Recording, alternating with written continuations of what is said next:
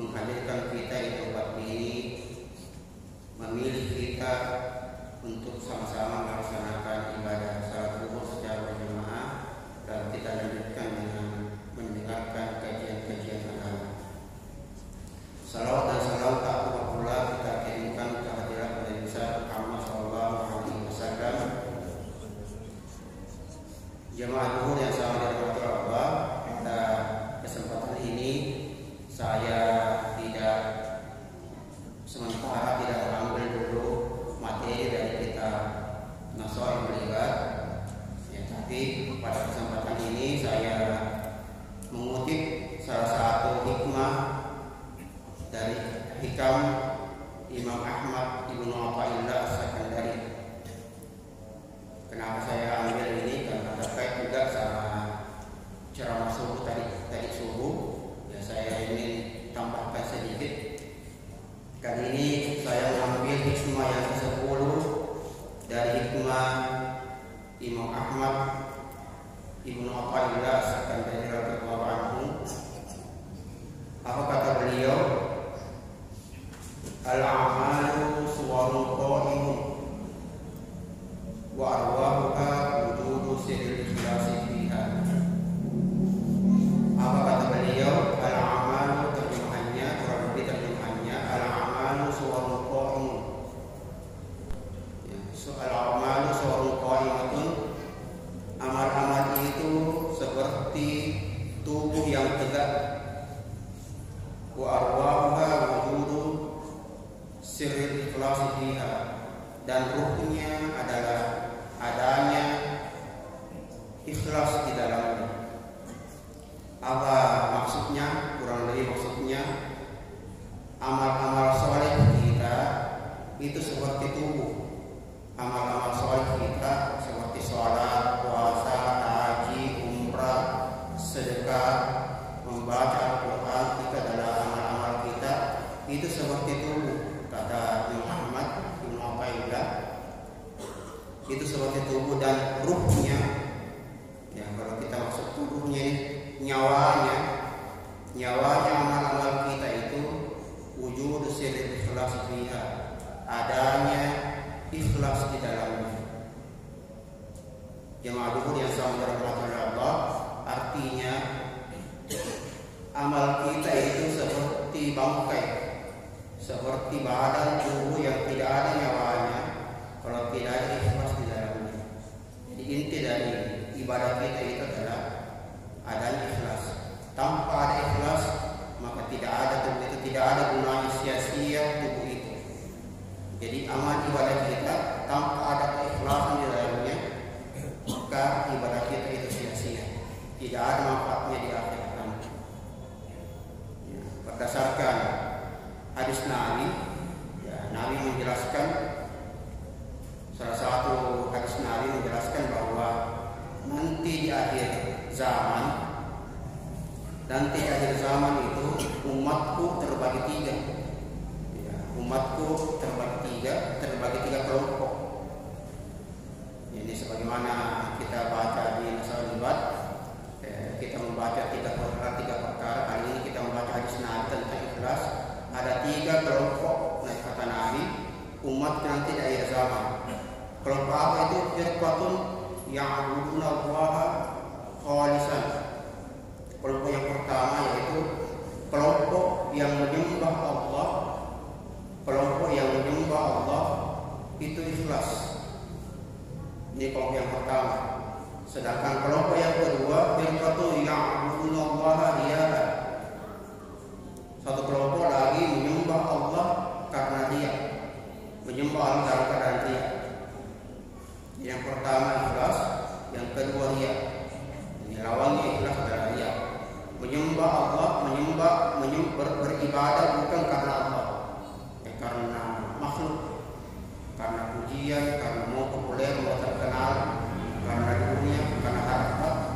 Ini orang yang dia ibadahnya bukan karena Allah, yaitu ibadahnya karena makhluk. Ya. Yang pertama tadi ikhlas, secara sederhana maknanya dari ikhlas adalah orang yang beribadah karena Allah. Sedangkan yang ketiga, firqatun ya'buduna Allaha untuk mencari orang dari satu kelompok yang menyembah Allah, yastaqula bihin nas. Firqatun ya'buduna Allah yastaqula bihin nas. Kelompok yang menyembah Allah untuk mencari makan dari manusia. Jadi dia beribadah niatnya untuk cari makan, untuk cari uang. Jadi yang pertama tadi, kelompok yang menyembah Allah karena ikhlas, menyembah Allah dalam keadaan ikhlas. Yang kedua, menyembah Allah dengan dalam keadaan riya. Dan yang ketiga, menyembah Allah karena mau mencari makan dari manusia. Kata Nabi lanjutan dari hadis ini, ya, Nabi berkata kepada golongan yang pertama, ya, berkata Nabi bahwa Allah nanti di akhir nanti berkata kepada golongan yang pertama, kata Allah, izhabu ilal jannah. Ya, orang yang pertama tadi, kelompok yang pertama kata Allah nanti di akhirat, masuklah ke dalam surga. Orang yang beribadah dengan ikhlas.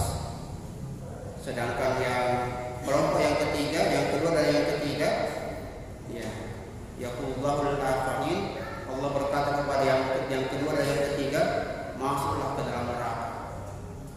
Jadi ada orang yang beribadah, ibadahnya itu tidak mengantar dia masuk ke surga, tapi ibadahnya itu mengantar dia kepada neraka. Jadi ulama menjelaskan kemudian itu ikhlas, itu ibadah yang tidak ikhlas bukan cuma tidak diterima. Orang yang beribadah tidak ikhlas bukan cuma tidak diterima, akan tetapi juga dibawa ke neraka.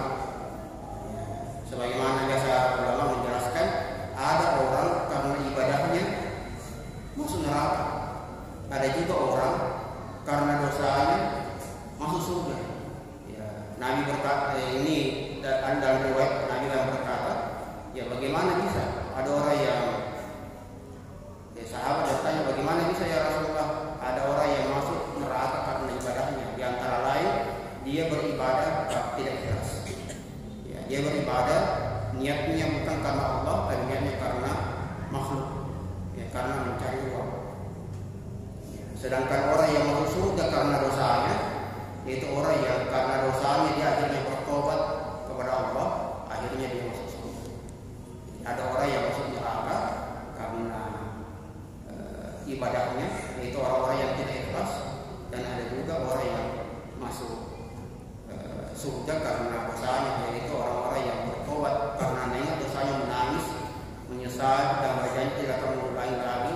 Akhirnya dia bertobat, akhirnya dosanya akhirnya mengantar dia masuk ke dalam surga. Ya. Perlu oleh karena itu kesimpulan dari pertemuan kita kali ini ada beberapa. Yang pertama, perlu kita mempelajari apa itu ikhlas. Ya, kenapa? Karena ini adalah kewajiban yang harus dilakukan oleh hati. Oleh karena itu kita wajib mempelajari apa itu ikhlas dan bagaimana caranya itu ikhlas. Yang kedua, kesimpulan pada kali ini, kita dituntut untuk belajar ikhlas bukan untuk menilai orang lain. Karena ada tahu orang belajar ikhlas, dia pakai pelajarannya itu dia nilai orang lain. Tidak ikhlas, yang tidak ikhlas. Tujuannya belajar ikhlas seperti itu. Jadi dia belajar ikhlas bukan untuk memperbaiki dirinya, tapi untuk menilai orang.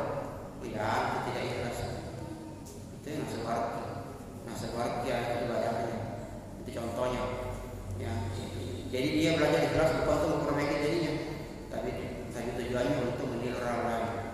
Ya. Dan juga kita perlu mempelajari ikhlas agar supaya kita terhindar dari ikhlas. Karena orang siapa yang tidak mengenal, ya, mayyat asyarra, orang siapa yang tidak mengenal keburukan, ya fa'afihi, ya, maka dia akan terjadi dalamnya. Ya, oleh karena itu, mari kita mempelajari apa itu ikhlas. Insya Allah kalau ada kesempatan besok kita lanjutkan apa saja itu ikhlas, bagaimana bentuk-bentuk ikhlas dan bagaimana caranya itu ikhlas. Mungkin ini saja yang sempat